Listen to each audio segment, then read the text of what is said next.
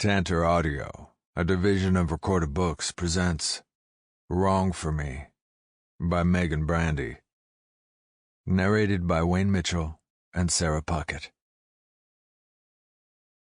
Prologue. Alec.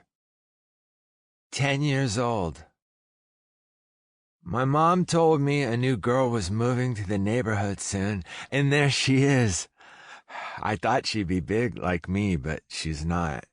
She's small with muddy knees and messy hair and mismatched socks. I don't know any girls who get dirty without whining about it, but it doesn't seem to bother her none. I can tell 'cause she won't stop smiling to herself, even though she's messed up whatever it is she's trying to draw 3 times now. Every few minutes she sits back on her heels and looks over the crooked squares, bright pink chalk in one hand, push-pop in the other, and then she starts over, moving to a new spot in the driveway. She bends, getting ready to try again, and this time I can't see her over the bushes, so I decide to walk over. As soon as I step onto the cement, her voice hits me, and my feet stop moving. The girl is singing quietly to herself. It's not a song I've ever heard, but I like it. It's pretty, soft-sounding, a sound that makes me want to lay back in the grass and close my eyes. I once heard my mom call a lady dancing on TV graceful. I think that's what she is, graceful. I step closer, and my palms begin to sweat. She sits back again, looking down at all the squares, finding each one more crooked than the last. I want to fix them for her. Still, she doesn't get upset, but glides over and tries again, still singing the nice song. "Hi," I speak loudly, making her jump, and she quickly looks over her shoulder, red candy leaving a sticky streak across her cheek as she does. "Hi," she giggles, jumping up, and for some reason, I stand there and stare. Her eyes are wide and blue like the ocean, her smile just as bright and big. When she tucks her tangled hair behind her ear, I look away. "Why'd you move in the middle of the night?" I ask, glancing behind her at all the empty boxes in the driveway. "My dad says when it's dark is the best time," she whispers, trying to make her little voice sound scary. "When nobody can see our shadows." When I smile, she laughs again, tilting her head as she looks up at me. My body starts to warm, embarrassed maybe, so I drop my eyes to the drawing, finally seeing what she's been trying so hard to make. "Hopscotch?" "Uh-huh. Wanna play?" she asks excitedly, and I'm staring again. She's so... I don't know what she is, but I like it.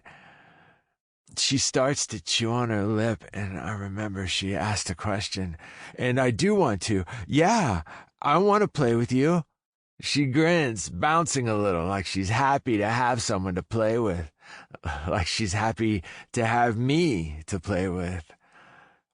I bend, taking her spot on the ground, and lift the blue chalk, ready to draw her the best hopscotch game she's ever seen.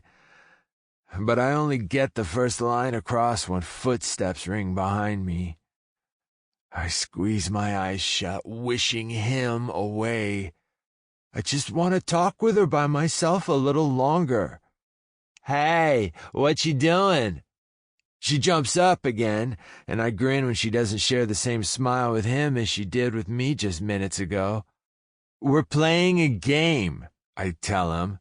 "You're playing with her?" I frown at him. "Yeah, I am." "You never want to play with any of us." He's talking about all the other kids on our street. "Well, I want to play with her." The girl smiles at her feet, and I stand a little taller. "Whatever," he shrugs, glancing from the ground to the girl. "I'm Rowan. What's your name?" She looks at me briefly, almost as if she wanted to tell me first, but turns her eyes back on him. Oakley. I like it. How old are you? 8. No. Awesome. You'll be in my class. He smiles, and this time she smiles back. I watch, disappointed, as he grabs for her hand and starts to pull her away. Come on, my friends, they'll be in your class too, are playing tag over there. She looks the way he points. Oakley hesitates at first, her sandals not moving from where they're planted, but with an extra tug, he has her beside him. She looks back once, her big blue eyes now pinched tight at the sides, but then she's running away, her hand in Rowan's. I force myself not to look at them again as disappointment I've never known and can't explain flows through me. She was my friend first. 12 years old. She's gonna fall. I know it.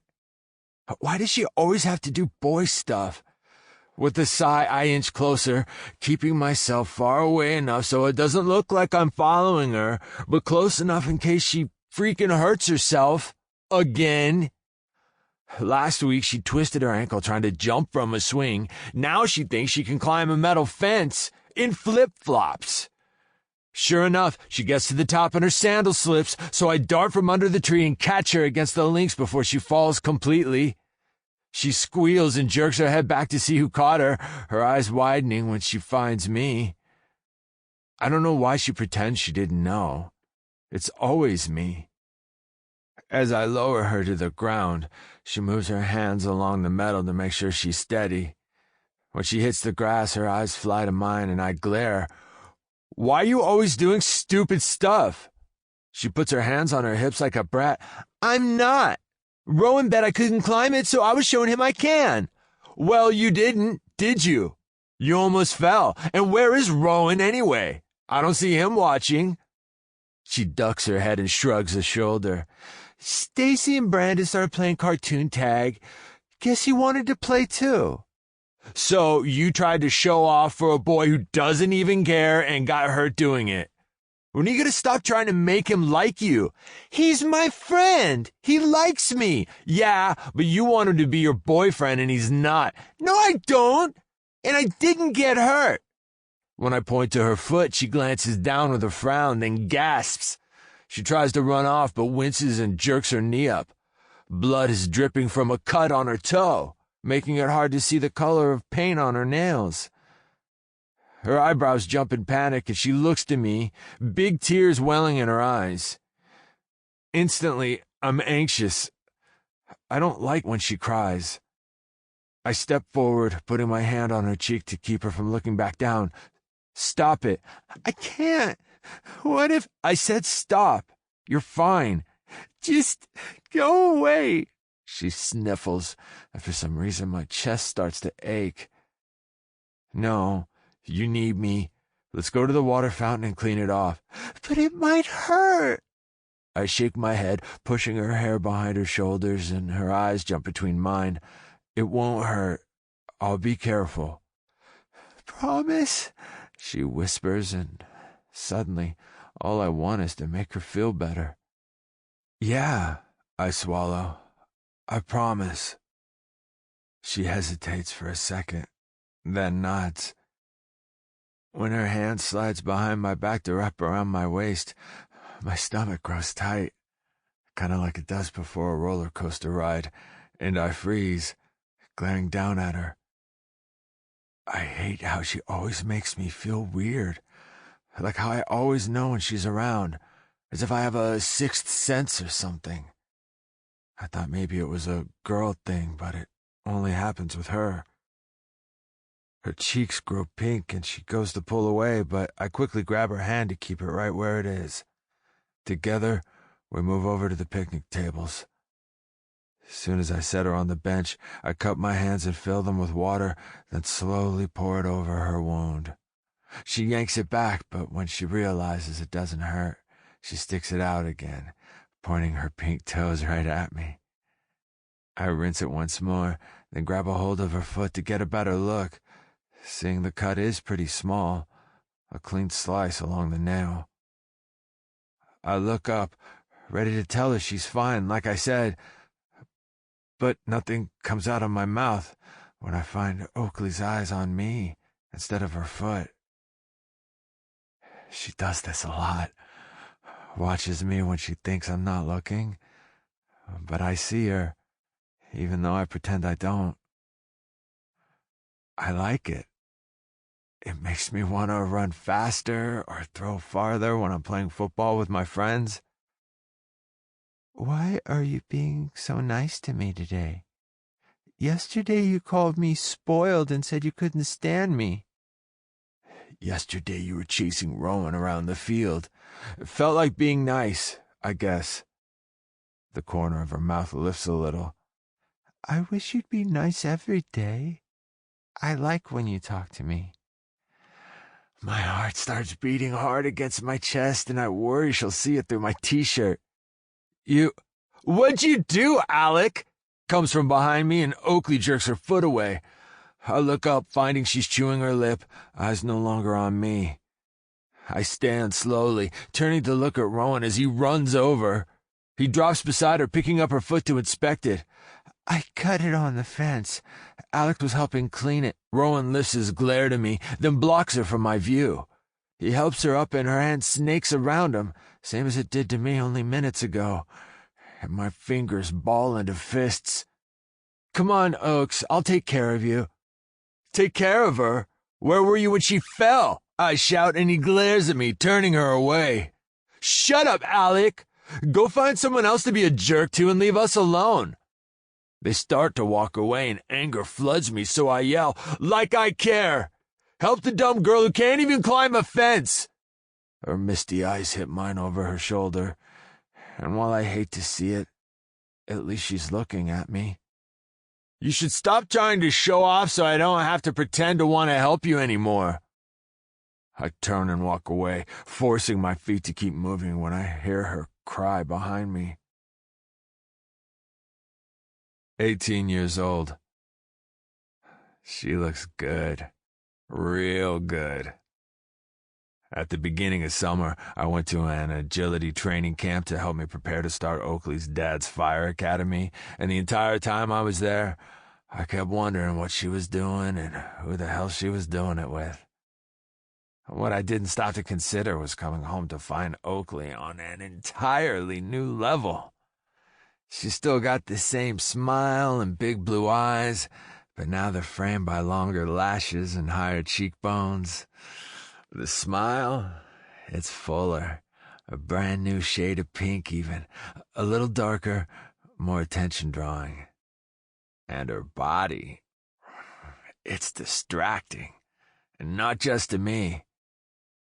I frown, looking from one neighborhood asshole to the next, almost all eyes locked on her hips and ass as she skips toward Rowan, holding out a piece of her birthday cake. Every damn year, she brings him the very first slice. Someone should tell her the rule when it comes to birthday cakes. The first cut is for the birthday girl, not the dumbass she thinks she likes. It's her birthday today, and she asked the entire neighborhood to the community pool for a party. Not me, though. I wasn't included. Maybe it's because she didn't know I'd be home. Maybe it was on purpose. Either way, I had no invite. Course, I'm here anyway, and while she hasn't looked my way, she knows it. She keeps tucking her long blonde hair behind her ear, and when she laughs, she tips her head back a little farther than necessary. She's not fighting for my attention. Not that she'd have to. She doesn't know, but she's had it locked in since we were little. But she thinks I came here to crash, and she's silently telling me she won't have it. Good for her. I like when she fires back. Too bad it's so damn rare.